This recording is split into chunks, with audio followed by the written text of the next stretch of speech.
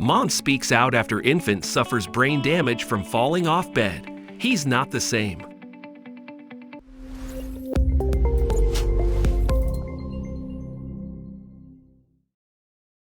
But before we start, please take a moment to give this video a like, subscribe to HappyWorld, and hit the bell so you'll never miss these great stories.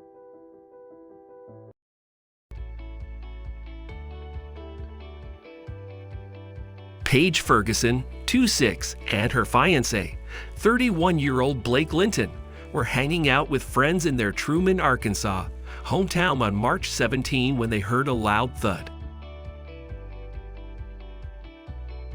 Moments earlier, Ferguson had laid her infant son, Colton, down on a queen-sized bed just 2 feet off of the floor in a nearby bedroom. The new mom says she knew the thump was the sound of Colton hitting the floor. He started to cry immediately. I've never seen his dad move that fast ever.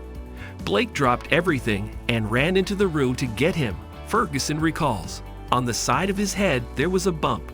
Colton is my first baby, so I'm a paranoid first-time mom, and I wanted to get him checked out just to be sure. The concerned parents rushed Colton to the hospital, and Ferguson says the little boy smiled and cooed the entire ride. So Ferguson and Clinton were surprised when a CT scan showed that the baby had a fractured skull. I remember putting my head down on the bed and I was just crying and crying. I couldn't fathom the idea of something seemingly so minor causing such damage, she tells PUPL. I couldn't hold it together. I will never lie and say that I was strong in that moment. I really wasn't. I kept hugging Blake and saying, I'm sorry. Colton was taken by helicopter to Le Bondre Children's Hospital in Memphis, Tennessee. There he underwent emergency brain surgery and went into cardiac arrest for nearly 10 minutes, Ferguson tells PUPL. They didn't think he would live at all. I walked into the ICU after his surgery and the doctor came up to me. Her exact words were, Mom, I need you to understand that most likely your son is going to die from this, she recalls through tears.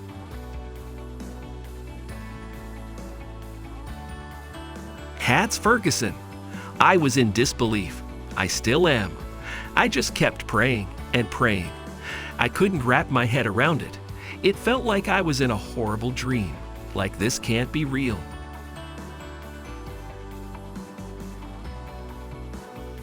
Colton remained in the hospital for a month, where he underwent another brain surgery and more than a dozen blood transfusions. Then, much to the surprise of the medical staff, Colton was well enough to return home. It was amazing. Colton was a miracle. At all of our follow-up appointments, the doctors have said, I'm not trying to be mean, but your child should be dead. People do not live through the injury he had. He is absolutely a miracle, Ferguson recalls. I really give all the glory to God for everything that Colton does now and will continue to do. Although Colton survived the injury, Ferguson says the little boy suffered severe damage to his brain and hasn't been the same since. He's very different. He's not the same Colton that he was before. Even right before his accident, he was constantly babbling at us. Now he doesn't talk, she tells PUPL. He doesn't babble anymore. He's irritable all the time. He's very stiff. I could be holding him, and I'd miss him so much. As a result of the incident, Colton developed severe epilepsy and takes seizure medications, Ferguson says, adding that the baby also uses a feeding tube. She says doctors expect Colton to have cerebral palsy when he is older, and he'll have trouble walking and talking.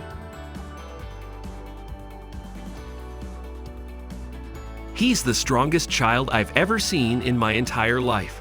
Because of the cardiac arrest, Colton's entire brain was affected, Ferguson says. I will do everything in my power to ensure he has a happy life. I really think he's going to do more than what the doctors think he will. But I'm also very fearful for his future.